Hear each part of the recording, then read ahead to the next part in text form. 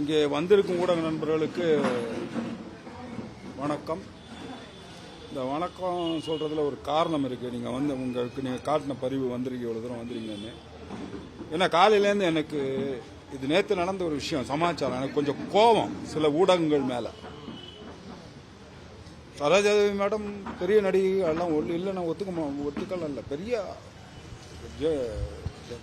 அதே நேரத்தில் எங்கள் சங்கத்தில் என் குடும்பத்தில் ஒருத்தன் ஷூட்டிங் ஸ்பாட்டில் ஆக்சிடெண்ட்டில் உயிரோடு ஒரு அவனை பற்றி என்னன்னு யாரும் எந்த ஊடகமும் கேட்கல.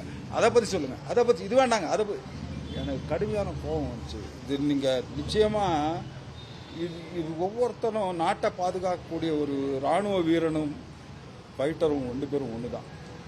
இவனும் உங்களை சந்தோஷப்படுத்துறதுக்காக பட்டறையில் நீங்கள் பார்க்குறீங்க, நீங்கள் உள்ளே போய் பாருங்கள்.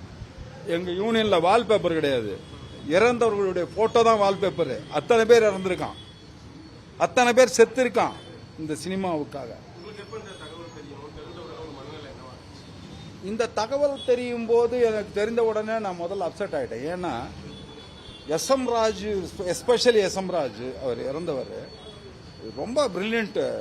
அவர் கால்குலேஷன் ரொம்ப நல்லா கரெக்டாக போடுவார். இங்கேருந்து இவ்வளோதான், இத்தனை அடி வரும், இப்படி போவோம், இங்கேருந்து உருண்டா இந்த இடத்துல பிடிக்கும்.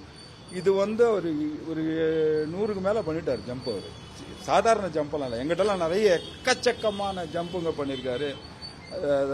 ரொம்ப ரொம்ப ரிஸ்கி ஷாட்ஸ் எல்லாம் பண்ணி கடலில் அங்கே இங்கே எக்கச்சக்கமாக பண்ணியிருக்காரு.